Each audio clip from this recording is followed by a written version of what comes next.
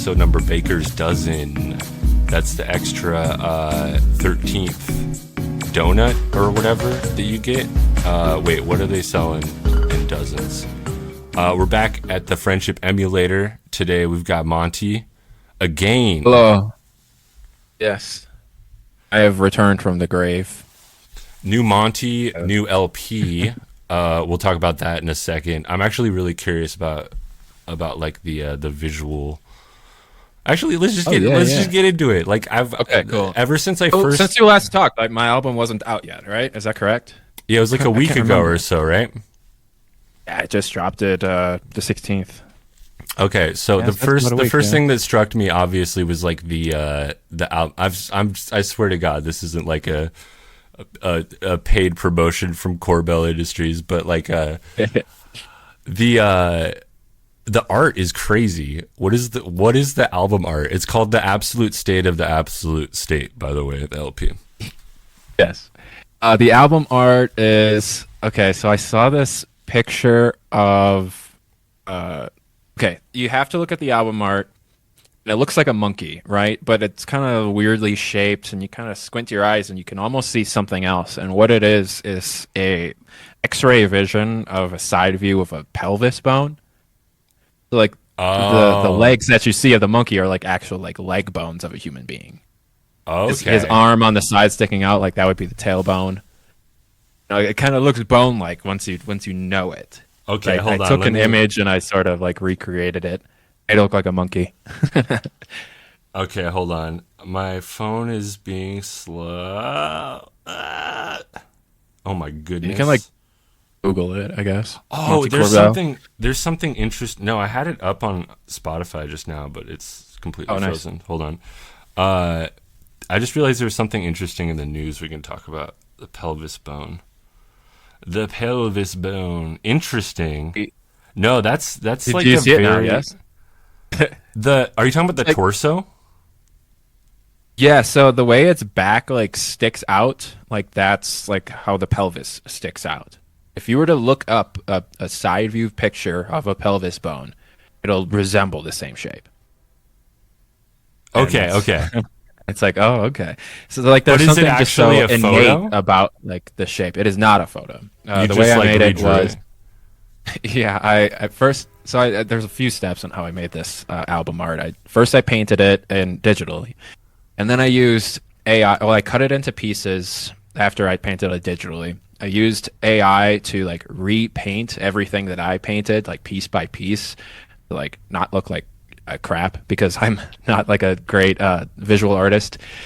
And then I took what AI repainted and I used like another website that can take 2D images and make them into 3D. And I did that. I used that tool piece by piece, and then I compiled all of the pieces and like put them back together as they were when I first painted them in kind of like a 3D form based on like the size in Blender, the free 3D program. Oh, damn. And I just took the picture from there. Post-processing, I just kind of made it glow. That's harder to do in Blender, just make an object glow. Okay, that's what this is. That's a lot of steps. A lot of steps for something that like you wouldn't even know what it is, you know? But that's art sometimes. Yeah, in order to make a 3D image, is it like a wood carving station where you have like the three dimensions in 2D images and then you cut it out? I forgot what the website is called. But basically, it takes any like image with a transparent background, and it just like blows it up like a pillow, like it kind of like pillow each part. Wow. Okay. And then all of these parts are like round. It sort of like imagines what it would be if it were 3D. Yes. If it were a 2D image of a 3D thing. Yeah, it's a cool tool. It's also like really rudimentary. You know, like if you have something. You know, if I were to take this just as one object and put it into that thing, it would have just looked like a pillow. You know, that's why I had to put it in pieces and then put the pieces together later. Mm-hmm. It almost like a little bit of editing too. It almost has the vibe of like low poly art, but like instead of it being pointy, it's like pillowy. That's kind of what I was going for too. Like but in like a cloudy way. Right. I was staring at like an X-ray image or like a 3D CT scan, and some of those are in color. A lot of them in the same color scheme that I used for my album cover. And you're looking at these images, and you're not really sure like how to recreate such a thing. But it is, like you said, sort of like this low poly sort of image. You know, it doesn't look like a painting. You can imagine like just like experiment it yourself. Like look up a picture of X-ray and just try to imagine like how you paint this or draw it. You know, it's sort of like a bunch of like transparent shapes, sort of. I didn't really take that approach, I guess. Yeah, yeah. Oh, yeah. It does. It glows like a like an X-ray, but it almost reminds me of like one of those lamps that are made of like amber or salt or whatever. You know, like hippies. Yeah. I used to have one that plugged into a wall, which is it's so funny to like meditate with a thing that's plugged into the wall. Yeah, that's the future we live in. But you know, I think back in the day, it probably wasn't that extravagant neither. They were probably meditating with like a puddle or something. Yeah. So I had created this this T-shirt design that I was messing around with. The slogan is "I'm not navel gazing," and I thought that it just like looked kind of good. It sounded kind of good, but then I realized that like navel gazing wasn't really like the phrase that I was grasping towards. What I meant was more like pearl clutching, or like yeah. Or like, you say, like, I've known you for a while now, and you say the navel gazing thing a lot, but if you would have said pearl clutching instead, I feel like that makes more sense. Well, I do this thing where like I make assumptions about what the definitions of words are without looking them up, and I'm just like it's a great practice. Like, yeah, I think I'm really smart. I mean I can be pretty good with like context clues and being deductive and stuff, but I guess I overestimate my abilities, and I show my ass in that way. But yeah, navel gazing. But navel gazing is actually like it's sort of close to what I was looking for, but also I learned in like trying to figure out what this T-shirt design was and like looking up the history of the phrase that it's like in both Greek and I think Chinese religious traditions, like a way of meditating. There's like famous statues of navel gazers. But I think culturally it sort of came from this, I don't know, this position of like stoicism where, yeah, I don't know. Do you meditate a lot? No, I'm probably like an ADD case, too much for it, but maybe in the future, you know. But right. I used to be the same way. I used to meditate like in saunas. That's when I finally like got the hang of it. But it is really, really tough. Like the ADD brain, I definitely get that. Interesting. Yes. Yeah, I had a gym membership with a sauna. That's what I would do. I'd have to like tune out like guys talking really loud in there, but other than that, what I recommend like is doing a mindful meditation where I'll be honest, like it's almost impossible to have no thoughts at all. What I recommend is to just like count to 4 over and over again, because then you're focusing on something, and your mind will try to wander out of counting to 4. But the purpose of meditation is to keep your mind from going all over the place, like it does. Counting to 4 is that like specific thing that someone taught you, or what? Where does that come from? I think it is a practice to maybe like count while meditating. Just there's to focus on there's mantras in TM, right? Do you know about that? No. Each person has like their own individual mantra. I see. So then they just repeat that over and over again. Yeah, it's the same idea, I think. I think I did 4 just because like I do music and most music is in 4/4 count. So I kind of wanted to also reinforce that like count in my head. I think that's why I picked that number. That's like, see, now that I asked you, now that I've investigated that, like your personal relationship with this meditation practice, I'm like, it almost feels like, I don't know. That's interesting. Maybe just switch between different numbers or something. I would feel like I was like copying you, is what I'm saying. Oh, I see. Yeah. Yeah, you don't want to be thinking about someone while you're meditating. That defeats the purpose too. See, there you go. I have these FM3 Buddha machines that I've been like humble bragging about and like showing off for the past couple month or two. And they're like, I guess looking into this. What is this? A speaker, or it looks like a handheld device? It's right? it's a sound machine that has like Okay. it has like ambient samples, like loops. Okay. Well, it looks like the New York Times wrote about this. Interesting. They did a re-release that I saw a month or two back that was on boomcat.com, which is Okay. they God, I think they're just like an online store for like really, really cool, obscure and out of print records. But the Buddha machine was being sold. You can still find them for pretty cheap on Amazon. The re-release of the FM3 Buddha Machine 1. But there's collector's editions that are like very, very valuable. What I found is that I can't believe I've never heard of this. You're making it sound like it's this famous thing. Well, it might be. it was. I think it might have been reported on in. I was into this magazine Wire UK, the music mag. Okay. What does K mean? UK. It's they call it Wire UK to distinguish it from like Wired magazine, I think. Oh, to me it sounded like you're saying, "Why are you gay?" Why are you? I am not gay. It's okay though. I mean, gay people are good or whatever. Gay people are neutral, but I find them to be pretty friendly. Yes. Pretty fine. Yeah, we're making progress here. Just making this statement here. Yeah, that was the other thing that I wanted to maybe get into you with. My gay? No, your gayness. What kind of sex do you like with men? Fantasize about. Let's get into it. Yeah.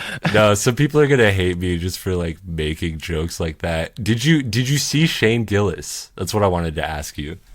Did you see the Shane Gillis character? Live? Oh. Did the character? I'm a fan of Shane Gillis. He was on NSL. He was on NSL. SNL. NSL? What is NSL? He was a member of the NSA. No, they brought him back to NSL. Oh my God, I did it again. SNL. You are saying I swear to God, I have like a speech impediment. SNL. They brought him back to host after firing him before he shot his first episode. Yeah, that was in 2019. I'm looking this up now. He played Trump. I didn't see that He part. did a Trump impression. Oh my God. But he said the word gay, Okay. retarded, and Tantalizing. and something else in his opening monologue. Oh, and he made fun of the Trump sneakers. Okay, the world is healing, right? They didn't let Shane Gillis be on SNL because I don't remember the joke, but I don't think it was a very good joke. It was the Chinese slur. Okay, and not the one from The Big Lebowski. That is kind of it's almost No, it's funny. Like I'm talking about this, and like I remember it, and I remember seeing the clip and thinking like, oh, that is kind of bad. I don't know. Maybe in context, it was a little better. At the time, I just wasn't tuned into his neck of the woods. But someone did say on Twitter that last night cancel culture was finally that's what it seems entirely. Like. Because it did get so crazy. Well, he wasn't even punching down in his comedy. It's like almost like the shit. Oh, I can't even believe I'm gonna say this because I don't even like Dave Chappelle, but like it's almost like the way people sort of misinterpreted Dave Chappelle's thing. of right, like yeah. Because I went back and I hysteric. That's what I think people are starting to like wake up to. Like, this is hysteria. People aren't being logical. Okay, but he used the word retarded to talk about his actual like younger, what was he talking about, his niece or something? It was either his niece or his sister. Let's just say it was his niece. His niece who like actually had Down syndrome, having 3 adopted younger African brothers. Okay. And the joke was about them coming on the scene and defending her against kids using the slur against her. Oh, yeah, so basically didn't say the word. Yeah. But then he called the kid that they beat up a cracker too. And then the joke, the kind of joke that like fell under the radar was like, yeah, that's right, I said the word cracker. He's like, that was like the like little extra punchline at the end of the punchline. It was very funny. I mean, it kind of reminds me of this crazy thing. Have you seen what's been going on with this Google AI? Yeah. It's funny that this is happening at the same time as Shane Gillis being accepted back onto SNL. Something is happening like really with the weird. Illuminati and General Electric and Clear Channel right now. There's some backroom meetings.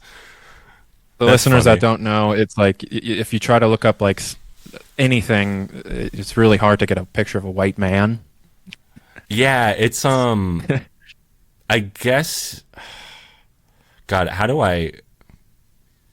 It's walking. Okay, so I guess like it's walking on eggshells, but introduction of it is like it says you say generate an image of the Pope, and then it'll give you pictures of like black women with the Pope's outfit. It's like, oh, that never happened. Well, I also saw some things that were like, yes, this is Europe in 1500 or whatever, but like with diverse genders and races. Right, it'll add it into its response. I think they're doing that to be explicit about like what the aim. But the thing that makes me think of, and we were talking. I mentioned earlier, like before the pod, like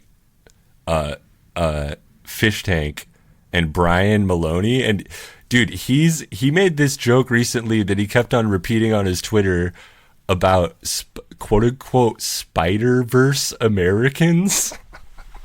Oh, jeez, I have no idea what this could be.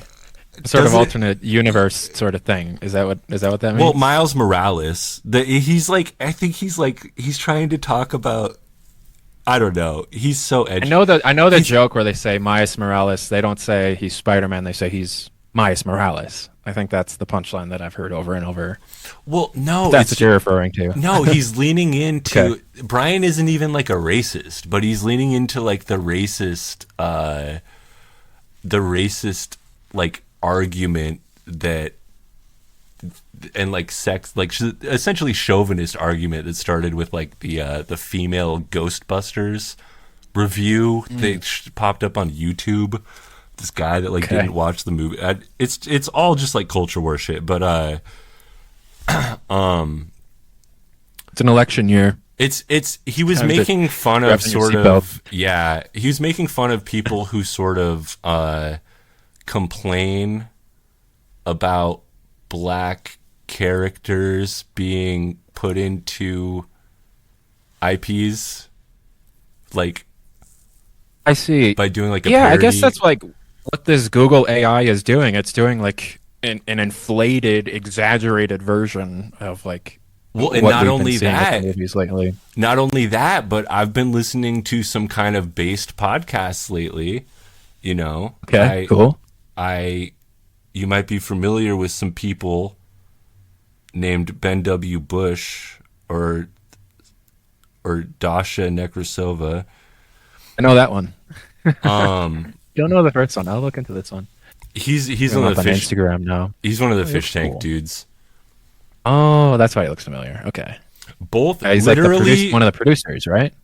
Yeah, but he's got a podcast. Literally, both of these hella based and pilled podcasts this past week had comment little sections where they were talking about how they've gone to classical theater productions where the main character was played by either a black person or a woman when it was a white man, and how that's weird.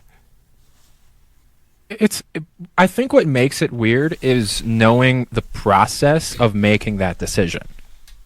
It's like you set out to not only make a point of not choosing a white man, but then you're doing some weird, maybe like virtue signaling decision where you're picking like a black woman and then you think you're making some sort of statement.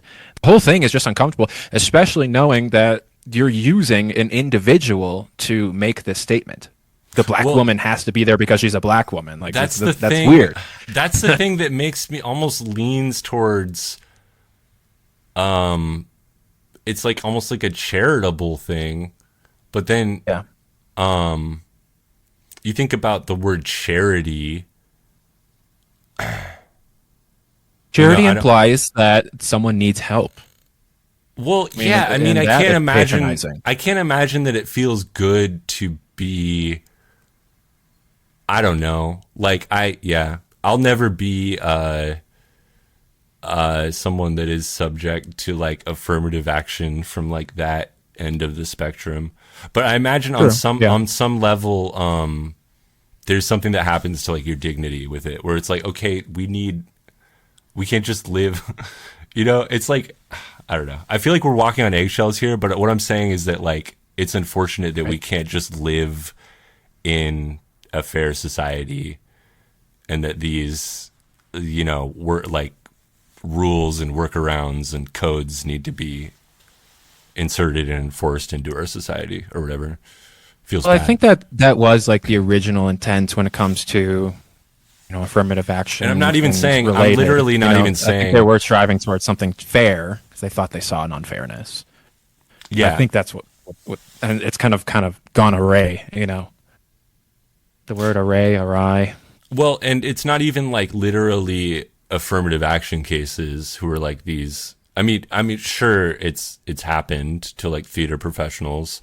I'm sure it's like a thing, but like, I'm not even saying that like these plays that these podcasters went and saw were like part of the affirmative action program. There's kind of like a culture of affirmative action, like programs and tactics or whatever that doesn't need to be enforced by the government. Right. Which is kind of what we're seeing really with like the digitalization of that culture. I don't know when Miles Morales was created, but like that's like it's like a new trend. I don't know. I mean, the Miles Morales one is funny. Okay, 2011. That's a lot earlier than I thought. That's like before things went crazy, before the Trump era. Yeah, no, I had 2011, really?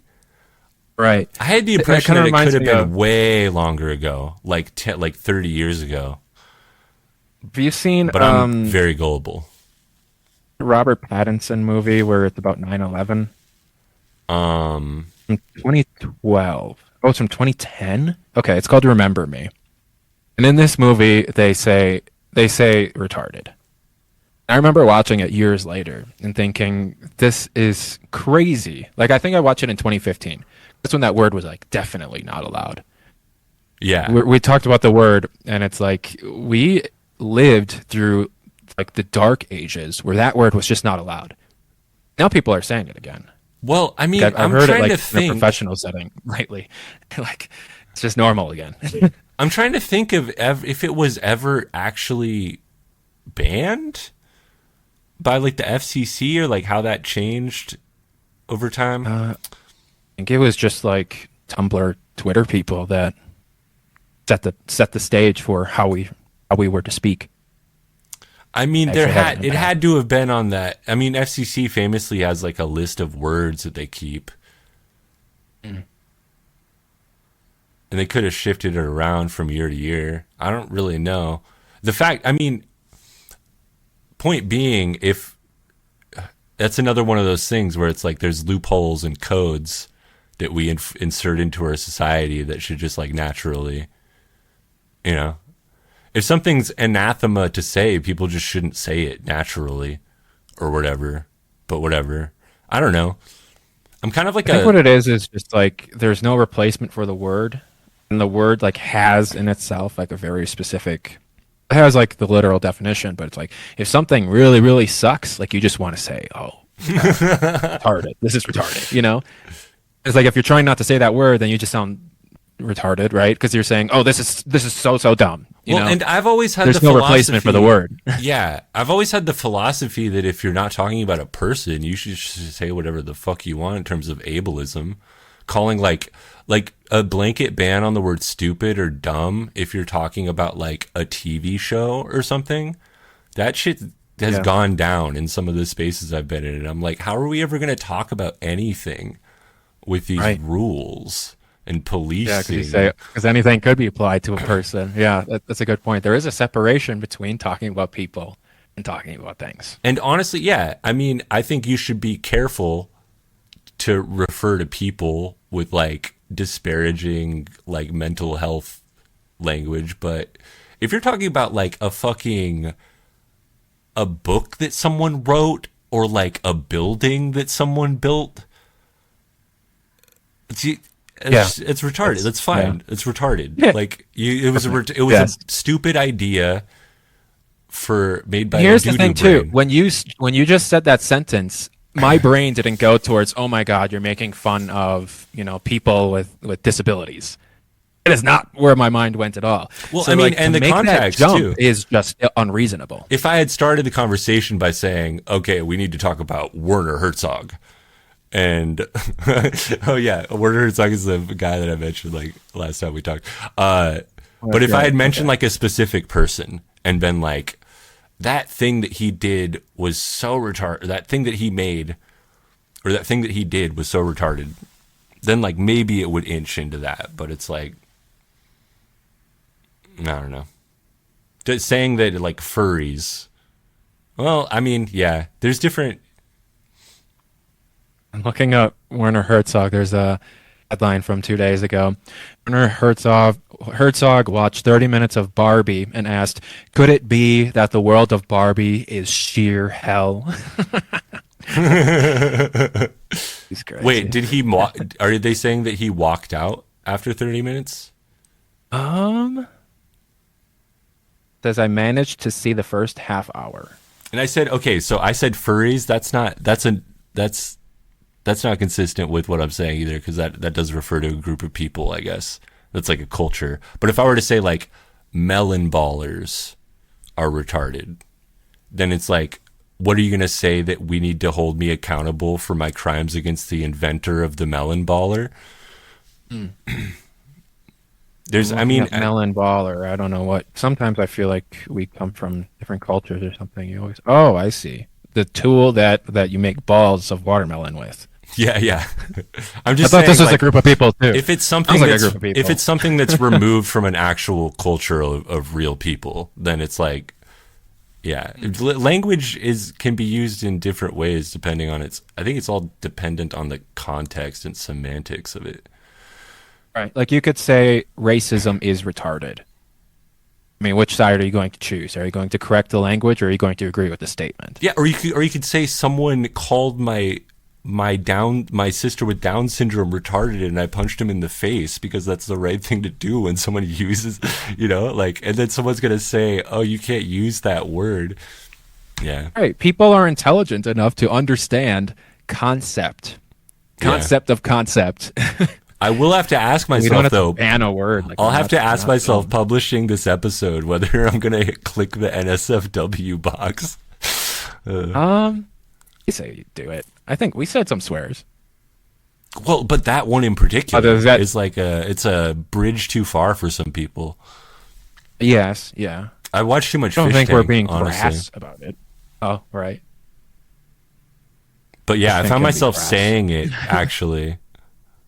In conversation and on stream once. I'm so pilled these days. The thing about feeling hella pilled is that the more blue pilled you were, I don't know. The more of an extreme shift that you have, the weirder it feels. Oh, I see. Yeah. But I've been talking about the grill pill recently. You ever heard someone mention the grill pill? What is this? Like you're gonna live longer if you eat grilled foods? No, it's just like I want to tune out. And like I just want to grill. I don't want to talk about the election. I gotcha. Interesting. Oh, I see. I just want to grill. I've seen this guy. I just want to grill guy, and it's like this old clip art image of like a dad. Yeah, it's something that Matt Christman used to say all the time. I thought that he proliferated it. Okay. But yeah. Proliferated, I think that's the word. Proliferated. I don't know what is going on. Wow. I don't know what's going on with my brain and my tongue today. They're not connected properly. Yeah, I've been Don't worry, you're not hosting a podcast right now or anything. No, it's fine. The more fucked up it is, the more real and human it seems, and people appreciate it. I've been frying my brain, I think, with watching streams from like the season 2 fish. They're out here now. Yeah. I hope season 3 is as good as season 1 was. I really enjoyed that cast. Each person is just like they were a cartoon character. You couldn't do this. You couldn't make a cartoon out of season 2. No character development. Homeboy Ben W. Bush and Chris were talking about recording their podcast while working on the show for season 3. Okay. So potentially they could be in the middle of like just having like diffused violent chaotic situation in another room and like have to record their podcast. Right. It'd be really funny. It'd be cool, like a offshoot show, I guess. Ben in particular is he has to diffuse a lot of situations. Okay. I don't know if this show is going to last, because like I've heard Sam Hyde talk about it in a podcast, and he says he wants people who are not fans. The thing is, like, the show is just it's blown up in popularity. That would be really hard to do, to get people that are not only interested in doing such a thing, like taking 6 weeks of their life to just mess around, but then to like happen to not know what the show is. Yeah, and like there's an most people with time are paying attention to the show. It's one of those things where it's like, if you're bored, this is something to do.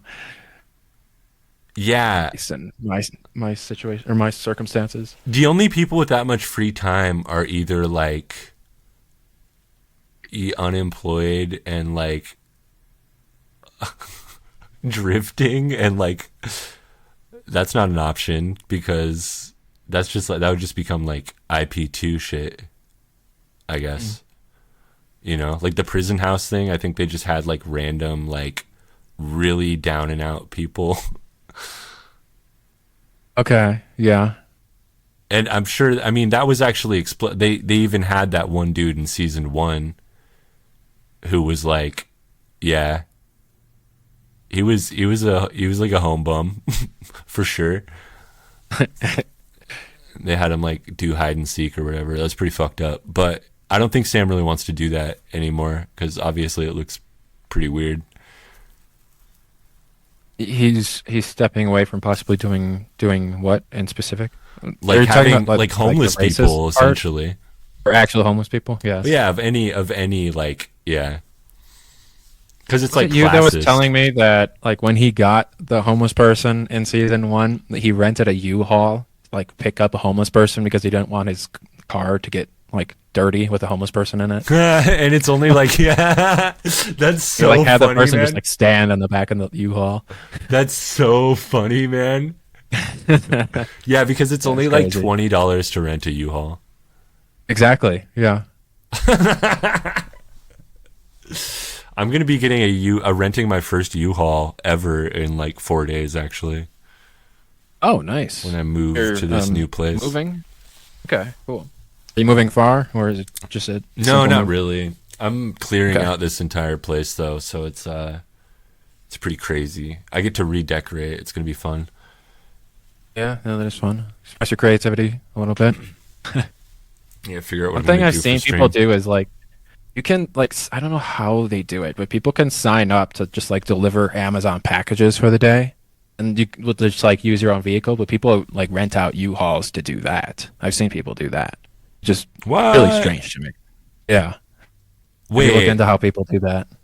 Yeah, you can like basically like subcontract yourself, like be an Amazon employee for like a couple days if you wanted to. I think it's kind of like dang, Uber. dang. Um, yeah, I tried to do. What did I try to do? Some delivery thing a year or two ago. I don't know what happened. One of them wouldn't accept my car because it was too old. I see. But that sounds cool. Yeah, I've seen people just in their regular cars. I've never seen this U-Haul thing. I imagine you could just like, Might be more of a city thing. I saw it in Pittsburgh a lot. wow. I imagine you could Yeah. just like fill up a whole truck and do that all day, right? Yes. Holy shit, that's crazy. Big boxes though? Yes. Yeah, I guess I don't know how it would work. You probably go to the shipping center and they load Huh. you up, I'd imagine. That's wild. Yeah. Yeah, I It's might. kind of wild too because it's like I don't know, like there's like some legal repercussions if you mess it up, you know? Yeah, yeah. Like not like you can steal a package, like that's a felony. That's the first one that comes to mind, but like you can like mess up somehow too and damage a package or something. There's a lot at stake. People's property. I wonder if they have insurance for that though. Oh, yeah, that's a good point. Could be. Yeah. I'm looking. It would be cool to find a completely different job. I'm looking for like crafty ways to make money without a lot of effort. I could be moving again to a different state or a different country even in the next few years. Country. That's crazy. What are you gonna do? Yeah, Just I'm like marry a looking. foreigner or something? I might do something like that. Yeah. Maybe, maybe not. But you have to learn a new language? Uh, that's no. It's a big Nice. no. Okay. Okay. I was trying to think. I was trying to think of a funny way of saying that. Considering the types of ladies I've been fraternizing with. Oh, I see. Okay, okay. But yeah, My favorite looking into artist right getting a now, music passport. artist. She's German Whoa. and like she's like really artsy, so she posts like a lot of like things that she's involved with on her Instagram. And I look into it and like it's like the people in Berlin specifically are like really like artsy and like my type of people. I'm just like, do I want to learn German? I feel like I'd fit in this town. I knew someone who lived there for a while. Interesting. And she told me it was like there's a lot of expats there who work like 20 okay. hours a week. What the heck? Okay. There's like random shit like small factories. Okay. Like really small manufacturing plants for like small companies like all over the place so you could just get hired at. And it's pretty good pay that enough to where like you don't and like rent obviously all around Europe rent is like more reasonable than in America, but Yeah. yeah, I think I knew another guy who lived there, but I never talked to him about it. Yeah, that makes sense that like there is a vibrant art community in a place where there's a bunch of expats because like usually like artist type people are people that like don't fit in the first place.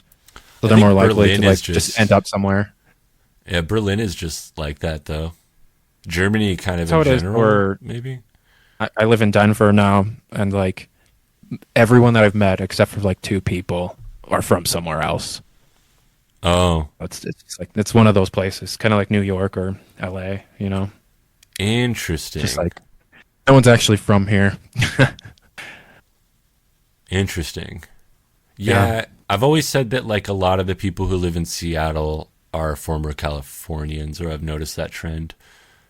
But Yeah, it's like that's how Austin, California. Texas is like. It's like mostly California people.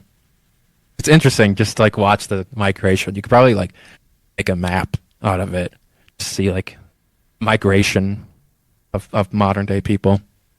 Oh yeah, the Dust Bowl. The Dust Bowl. What do you? I don't think It's it's a like Dust Bowl. I think. it's where you put your melon ballers. Got him, got him. The Okay, Dust Bowl, okay. the Grapes of Wrath thing, the Great Migration West.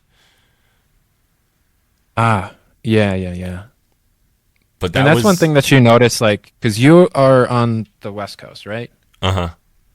Like, if you were to go like to the East Coast, you'll immediately notice how much older the buildings are, and that's when you start Yeah, to like understand the history of America a lot better.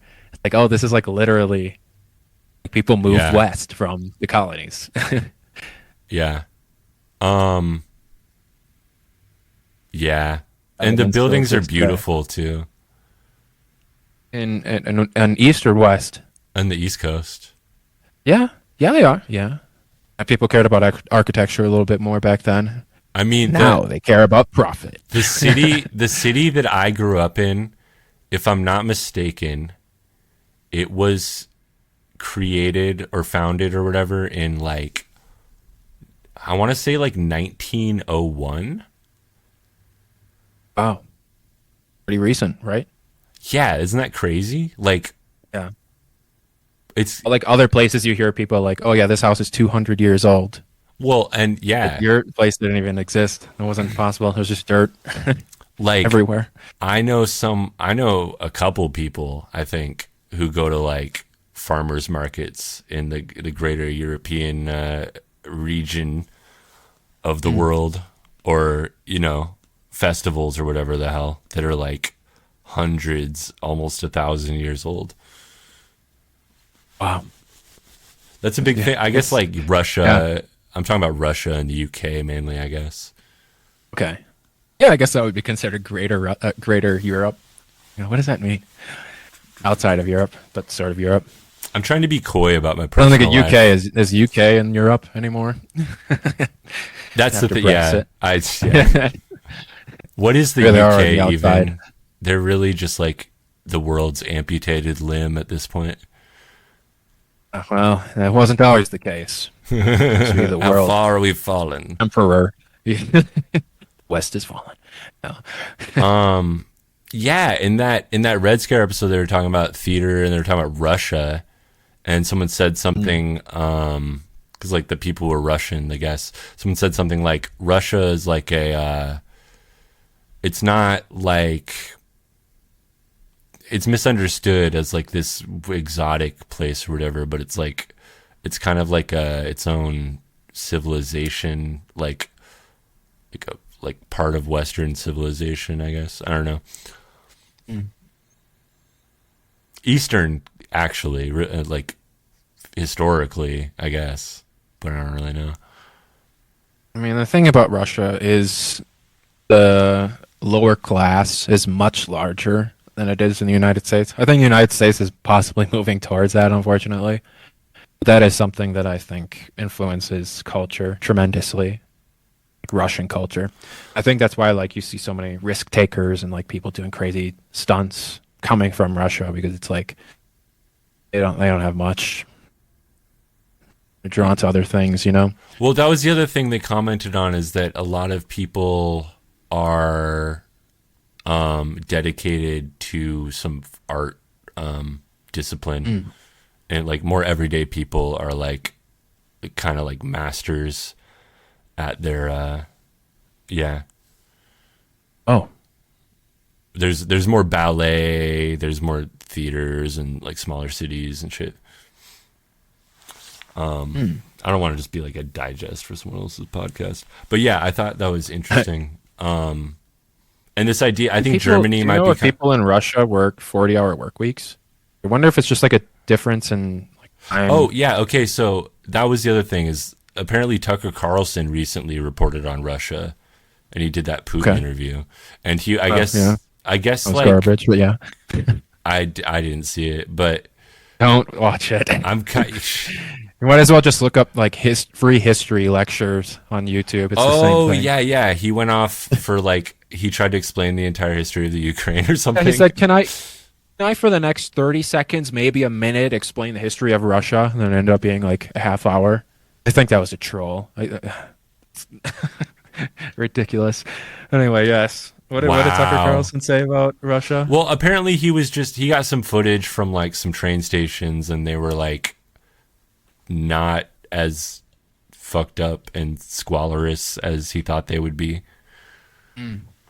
So he kind of just reported on that.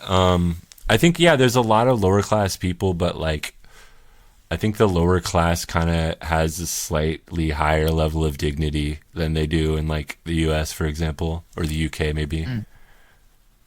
That's an interesting observation. Because like I mean, if they're doing like ballet and painting and stuff, you know. They have nice train stations, like food and rent are maybe more affordable per capita. That makes like the quality of environment makes a huge impact on people's behavior. Yeah, and they say that it's a growing economy and like people are fairly happy. I don't know. It's also like there's Putin is like a fucking dictator, so who knows what you can believe, right? Yeah, I mean, there was a recent headline I saw. I didn't click the article, but it was a guy who criticized Putin.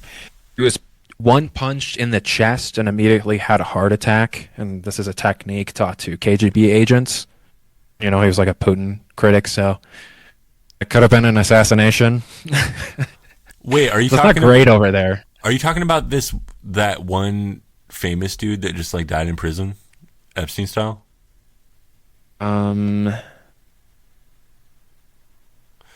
Punch, chest, heart attack, KGB. Putin. Was used by the KGB. What is the one punch technique? Wait, you're saying that someone said Navalny? He knows it? Oh, Navalny. Yeah, he was in prison. Yeah. Oh yeah. They went into that too. Welcome to Friendship. Okay. This is just last Friday. The Red Scare parody / digest podcast. Sometimes we talk about Nick Mullen. No, I'm kidding. Monty loves the Red Scare. Have you been listening to any pod? You don't actually listen to that recently, is what you told me most recently. But do you not listened to the most recent episode? They've been talking about the Israel. It's insufferable. Situation. It can be insufferable. Can't listen to that stuff. I don't. Sometimes I tune in and out. But is there any other podcast? I'm interested in the conflict, but yeah, I don't like the Red Scare approach to it. Is there any other podcast I listen to? Yeah, no. I mean, I've been listening to a lot of Von Helton News Network on Odyssey.com. Fuck yeah, bro. Wait, I'm serious. This is what I listen to like every night before I go to bed. Oh my god, you're worse than people like the that people. Don't know, this is someone who's not that famous that we're familiar with. He's a crazy old man. 80 view count. That's fucking amazing, man. 80 views per stream. So I'm a hipster. I'm in these deep trenches. They call me Deep Cut Donnie. If anyone wants to get into Von Helton, here's a quick summary. He's someone who has his own religion that he talks to the gods. He calls it freedom religion. Only he can talk to them. He also has super magic powers where he can astral project and stop hurricanes and control the weather and stuff like that. So, just based on that, he's an interesting guy, and he's very political. What? I'm learning this myself. I knew that he was like political and had opinions about content creators and shit, but it's mostly conspiracy theory stuff. I didn't know about the really lowbrow stuff. I just basically I'm watching it to laugh. So God. He's very he's an entertainer. But okay, but the other thing about Von Helton that you're not mentioning is that didn't you kind of come to him through a series of different rabbit holes, or maybe one or two? No, I met him online. That's how I know of him. Yeah, but I talked to him in a voice chat. Yeah, but it was but like where the room I met him in? But it was like Brittany Venti, right? Yeah, I guess you can call that a rabbit hole. Yeah. That's another thing that. But was he in the chat? Was he in her chat like early on? Is what I'm wondering. Yeah, the way she had a Discord server, the way it was set up was there was like paid members, and then there were the unpaid members that were in kind of like the welcome room. And he was an unpaid member. But what people would do, because the more normal people would be paid members, they would like go into the welcome channel and like mess with, people like Von Helton who weren't paying. They would find the craziest people. Oh my god! I think the server doesn't exist anymore. Wow, but it was brilliant when it did. I think I finally understand what the Brittany Venti space thing is about. Wow. Okay. Yes. Mystery solved. No, that would make you the 3 degrees of separation on Kevin Bacon on that one for me. I don't know what that means, but I agree. It means. It means. And it means separation. It means a lot. Bacon. Okay. The last episode I titled Triple Double Separation because we were talking about being degrees of separated from celebrities, like Kevin Bacon style. Oh, right, yeah. Bombshell knows this guy. He knows me. He talks to me sometimes. And he talks to God, apparently. So that means means you have a secondhand connection to God. So I'll guess I'll announce it here. So this was a quiet, casual announcement that the next album is going to be based on Von Helton's theory that he has about the end of the world. That's like a King Gizzard and the Lizard Wizard album. It's like conceptual and is it going to be like rock? No, it's going to be electronic, but it's kind of gonna be like the stuff I made for my last album. It's gonna be more like ethereal and dark because it's about the end of the world, Cool. I did peep it. I've been listening to it a little bit the past couple days, and I just finished it. Nice. Do you have like any thoughts you want to share with the podcast? Yeah, no. I mean, there's more like. Maybe I didn't jump into the one before that enough, but there's more like of a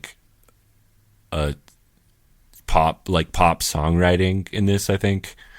Yeah, it's night and day. But not even the one before that, Healing Nothing More, was an art project. Yeah. This one's more like musical, I guess. It's got it's got a lot of pretty good singing on it and like drum machines and guitars. But my favorite track is probably "Are You Listening?"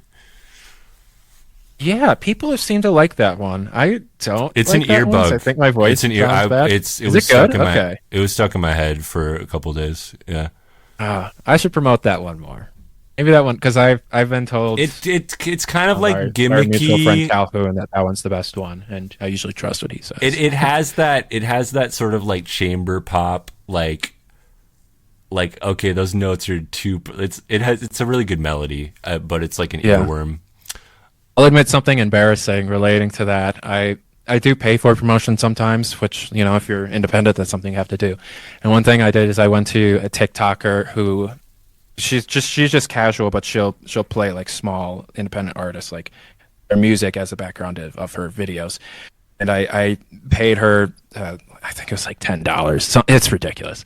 But I got like a couple hundred views to have my song included in her TikTok, and she's just like she's a pretty woman. She's just like putting on lip gloss, and the song that she chose was "Are You Listening?" Why did you choose that one? But I mean, I guess I'll take it from you. This is 3 times now that people have told me this is the best song. So wait, they didn't come from. Okay, if it's 100 views, they're probably not coming from that post, right? Well, TikTok is cool. Like, You're basically guaranteed like 200 posts automatically on TikTok, like unless you're like shadow banned, like just don't mess up. Yeah. Like they kind of the way TikTok works is like every time you make a video, they'll throw you out in the algorithm and it's a test every single time.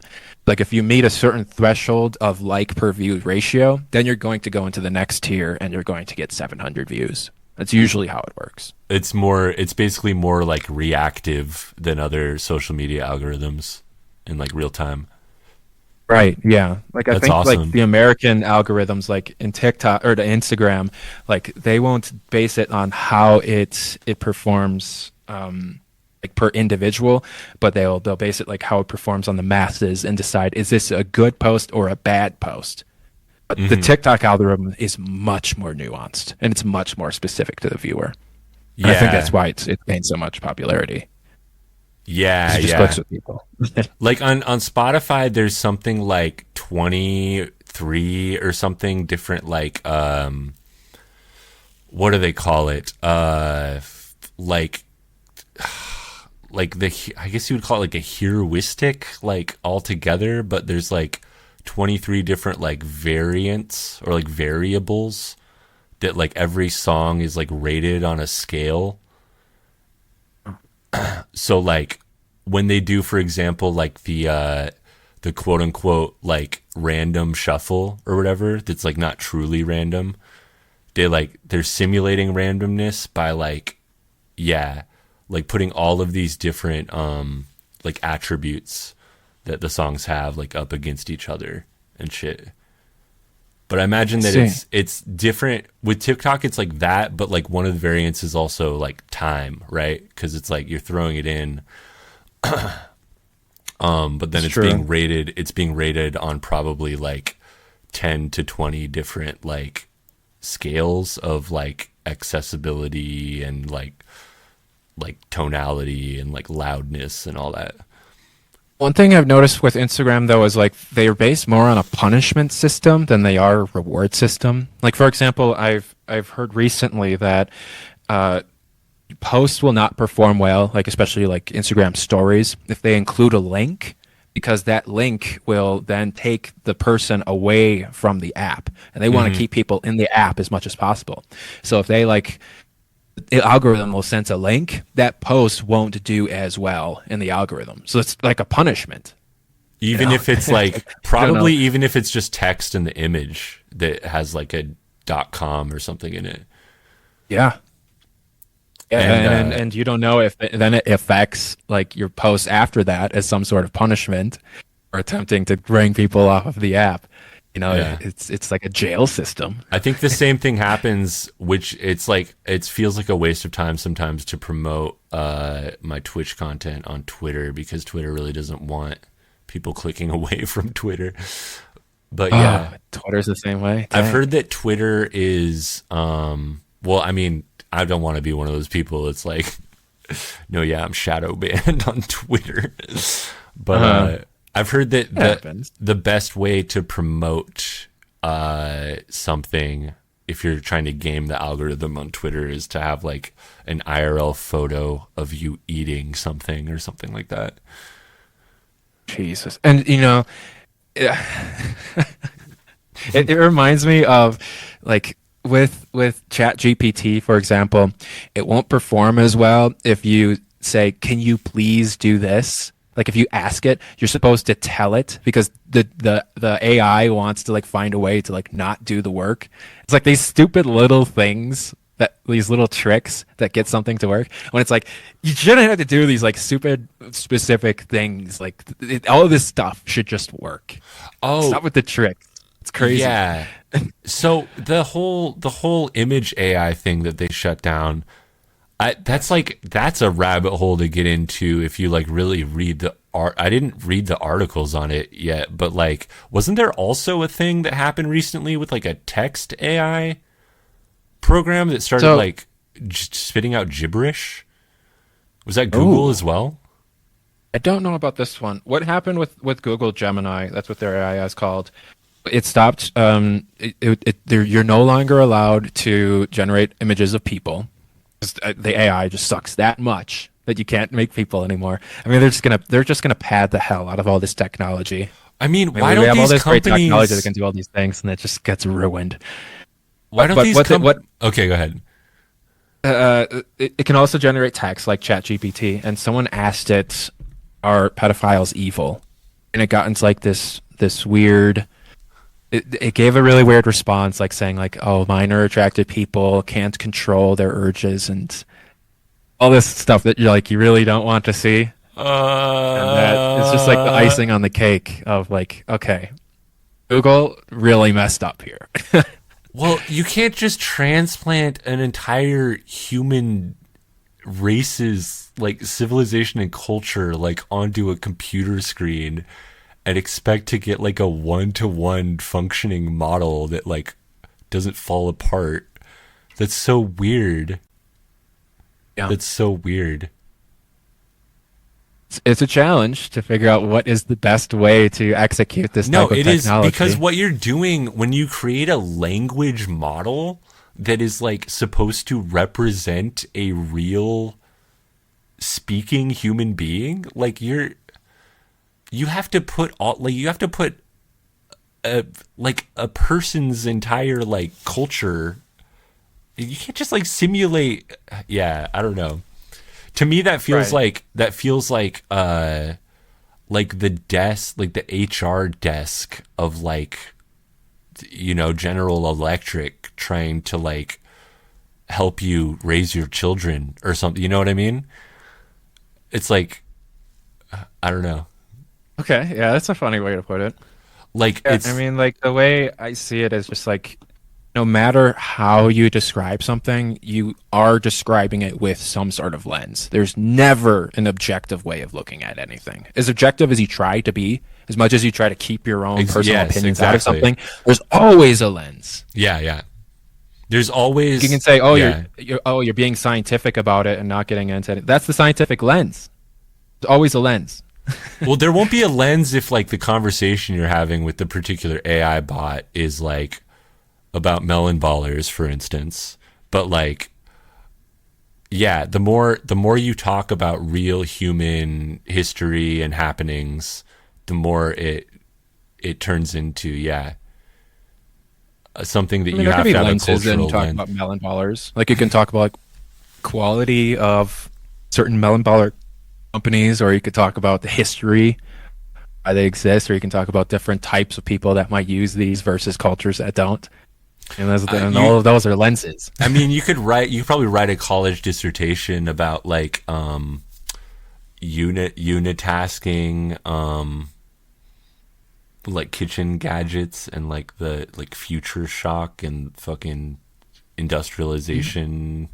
Yeah. But melon ballers themselves are like the immediate thought of them doesn't carry a lot of cultural. Or at least like I had to look it up. I thought you were talking about like spiritual. That was just a random. I should have said like spatula or something. But yeah. Yeah. Yeah, I don't know what the title of this episode is. Melon ballers. the thing about melon ballers. Let me pitch that one. Melon ballers is Let me write a dissertation about this. The melon baller dissertation. Yeah, let's wrap it up here. We've gone over an hour, but I wanted to get more into, before we go, like your songwriting and your like influences and shit. I told you some shit that your record sort of reminded me of, but you told me that while I was asleep, and I didn't look it up. No, it's fine. Probably would have been helpful. We'll cross that bridge when we come to it, if we come to it. But my question for you is, do I have to listen to Grimes? Oh, no. I think my next album will be more similar to Grimes. But no, I don't recommend anyone listen to Grimes. I don't think her music is that good. You're not that into her? Okay, then, okay. I guess maybe I don't know where a lot of your influence comes from. So I feel like that is like, I don't know. No, I think that does help. Like when people approach music, they kind of want to have some sort of, I guess, like box to put the music in. She's Like, one okay, of these. how do I even listen to this music? She's one And of I these recommend modern. like listening to it on a long drive, maybe. You're Wait, talking about you're artists that. you're talking about your record? Yes. Okay, so you're Who are saying you it's recommending? no. I was just gonna say that Grimes is one of these sort of like hyper pop, like dance pop. Oh, So I guess what I'm type saying of is like music you're kind of Grimes like, make. well, I don't know. I've never listened to her. That's the thing.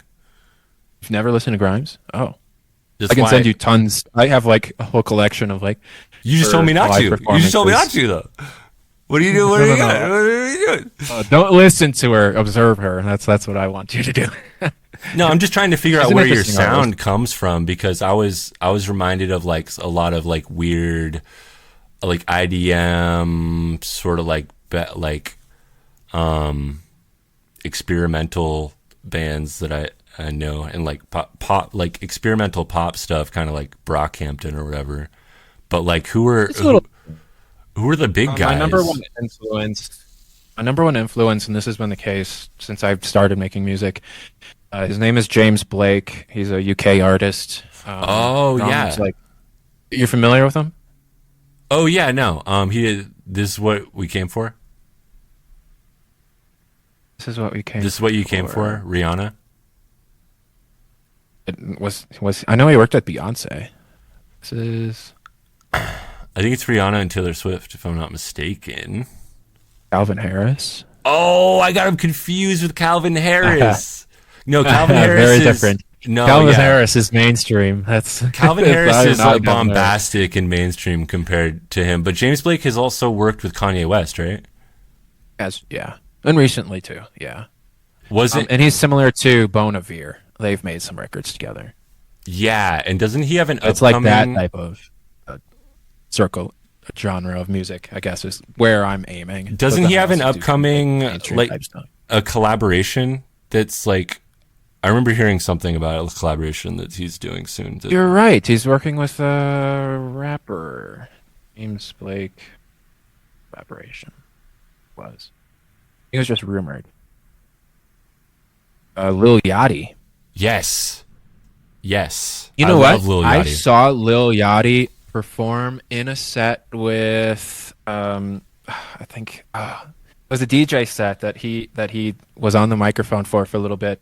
I think it was Fred again, and he sang into the microphone and he was singing like some actual like real moody stuff. You know, it wasn't like the typical hip hop stuff that you've heard from him in the past. That makes a lot of sense. You know, if that's the type of music that he's making with James Blake. Ooh. I wonder if that was like a leak. He gave a little preview. No autotune? There was autotune, a lot of autotune, yeah. Okay. But it was kind of like dreamy music, you know. Yachty's the You GOAT. maybe imagine from Grimes. Yachty's awesome. He He's ever interesting. since he said something in an interview once about how one of his biggest influences is Chris Martin from Coldplay. I was like, "What? This guy's wavy." I did not know that at all. That's Yeah. insane. He's really into Chris Martin. He loves that man.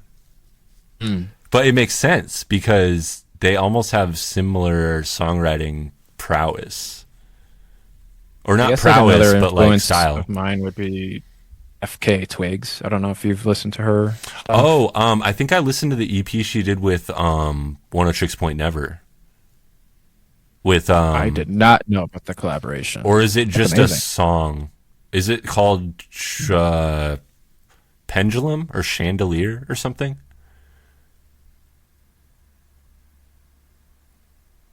Not ringing any I'm seeing bells. something called Meat Space. What? This can't be the. Oh no, that's a magazine. It might have been credited as Daniel Lopatin, not One Oh Tricks Point Never. All I'm finding is like them like teasing the collaboration. I'm not finding the actual collaboration. I think it might just be a single song. But One of my mixing engineers from one of my older albums, he mastered both FK Twigs and One Oh Tricks Point Never. He had that in his portfolio. oh That sounds pretty cool. shit, what? Yes. That's insane. That's insane. That's from my Arizona album. I went to like a lot of very professional people to get that album done. I took that one really, really seriously because it's a breakup album. I should listen to that. That was hurt. Yeah, the person who mastered it is her last name is Greenham. I wonder if I just look up Monti Korbelle, Arizona mastering engineer. Anyway, she's the daughter of the guy who mastered, her name is Tess Greenham, and she did a brilliant job in mastering the album. She did the whole thing. Wow. She's the daughter of, I forgot what his name it is, but he's like a super well-renowned mastering engineer who's worked with Billie Eilish a lot. Okay. John Greenham. Okay. So it was cool thinking about my music is like resonating in this studio where Billie Eilish came alive. Billie Eilish. One thing that she said, I don't know how to say her name. One thing that she said to me, this album is a masterpiece. Wow. In the back of my head, I'm thinking well, you got all the connections in LA over there. Maybe if you think it's a masterpiece, you could. But I didn't. I didn't go there, and I know that's not the job of engineers. Well, so I'm glad they don't. They don't have a lot of power. Maybe. Lee Avant. He is the one who mixed Moth Tattoo, and Lee Avant also worked with FK Twigs. And interesting. I think. Okay, the FK Twigs. Twigs. Give that one a listen though. That one's like a sad cinematic album, breakup album. I like cinematic music. I think there's a radio program on the local KXP. It's a Seattle station. It's like indie. Okay. I think they have a whole program that's dedicated to cinematic music, which is weird. But it's gonna be weird. You turn on the radio and you feel like you're in an action movie. You're just driving home from work. Well, it's almost I think the other genre they mix in with it is like minimalism or easy listening or some jazz. I don't know. Oh, cool. It's very multidisciplinary, just like all the other hippies in the Pacific Northwest. Yeah. But yeah, James Blake, that makes a lot of sense actually. I should listen to I think I might have bumped one of his I might have peeped one of his social medias. What am I talking about?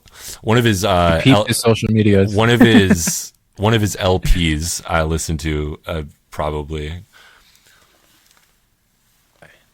But yeah, I recommend really any of his albums. That I'm glad to have a little bit more context, and actually, yeah, I like that guy, but I could be more familiar with him if I tried. So, and I think context is important. For me, I just take it for granted. I think everyone's just going to understand what I'm doing.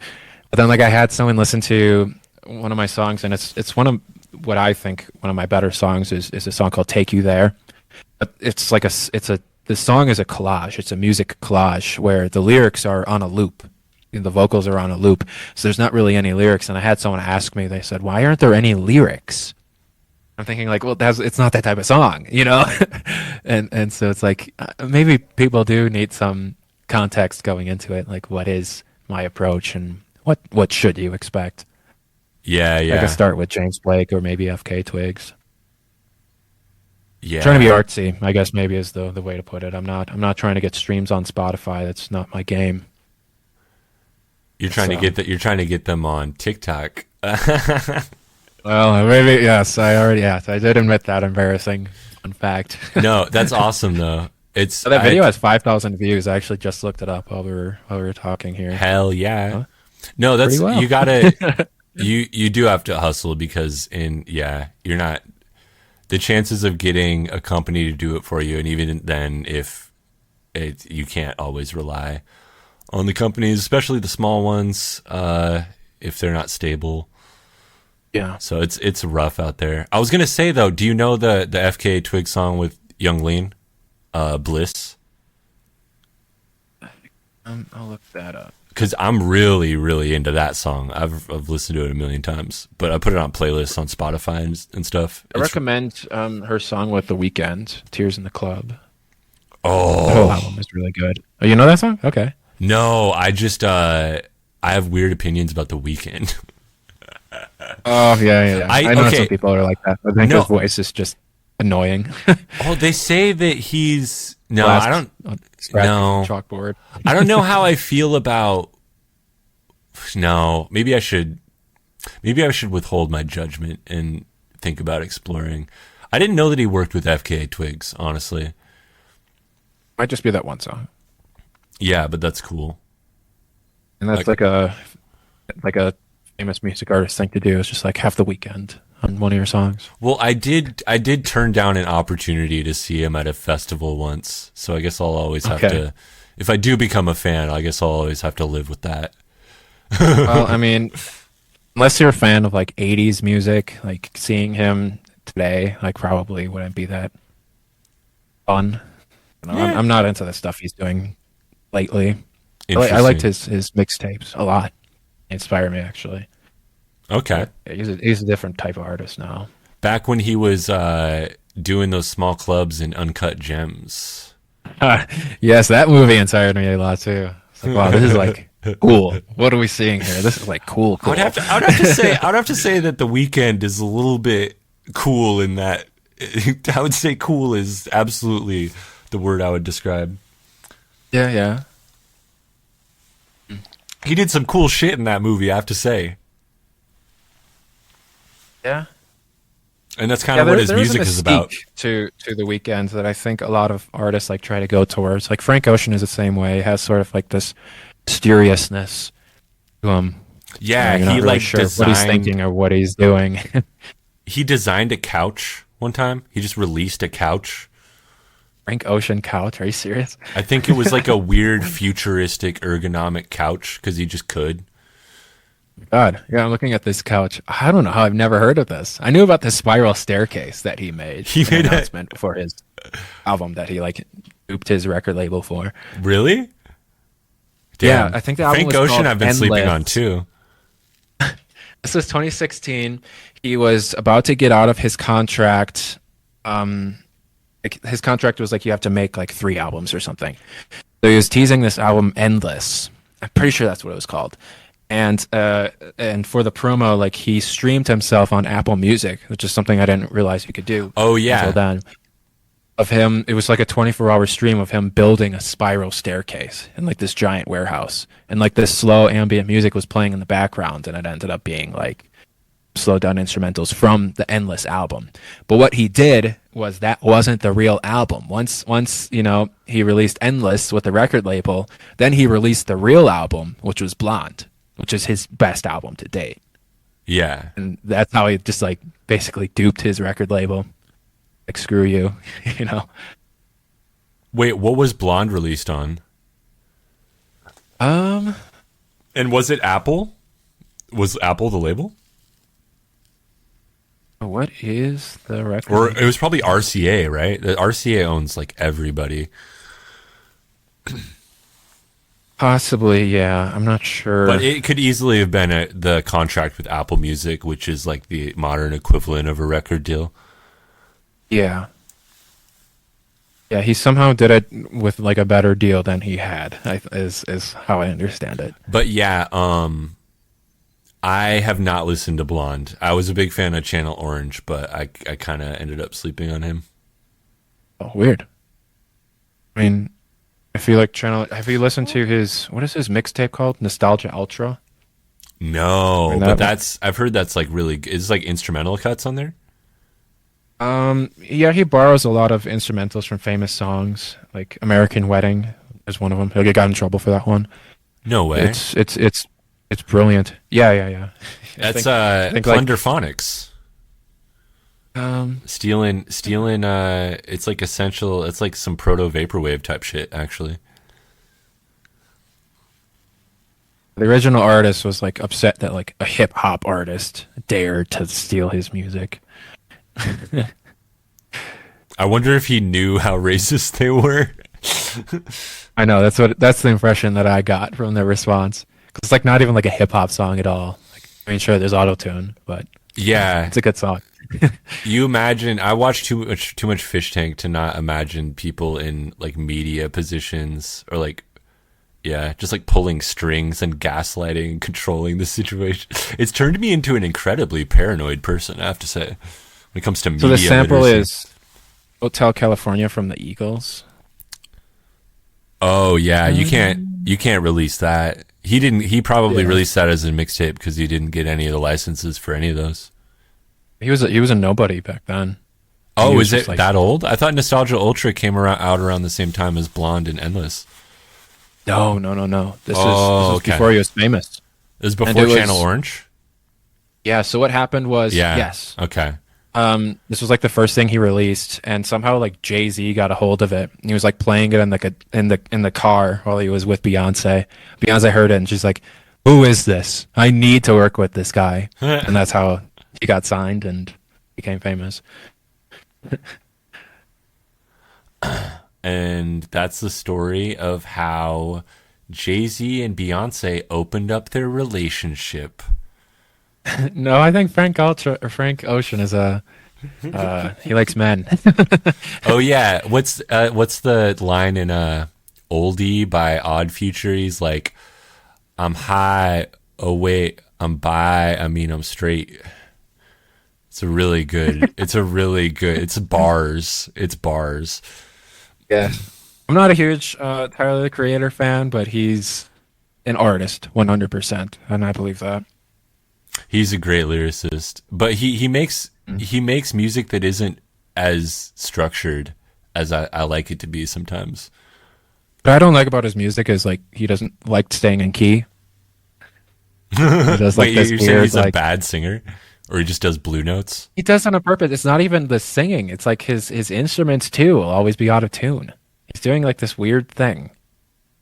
So that's its style and it's fine, but interesting. You mean like it's like nice detuned, like a Boards of Canada track or something, like tape warble? Yeah, everything's detuned.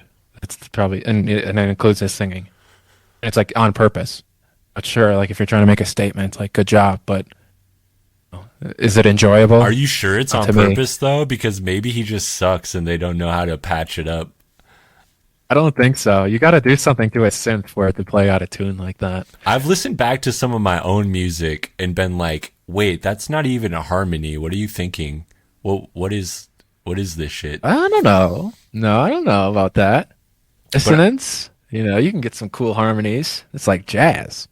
Yeah. There's no wrong harmony. Well, I guess context does matter. Yeah. Well, Frank Ocean's chill. I'm going to check out... I'll check out Blonde probably before I check out The Weeknd, but definitely check out fucking The Absolute State of The Absolute State. I'm not worried about The Weeknd now because it's Sunday. Weeknd's back in the 80s. You don't need to worry about him. But yes, Rumi is right. Listen to The Absolute State of The Absolute State. It is on Apple Music, Spotify, SoundCloud, Bandcamp, YouTube. At least just look at the art because the album art is actually pretty fucking cool. Thank you, man. Yeah, I'm really proud of it, actually. Thank you. For sure. And we'll be back in about a week. I didn't say what the date for this episode was up front. It's almost March, folks. Thanks for... First time going. What's that? Where is the time gone? I can't believe it's already 2027.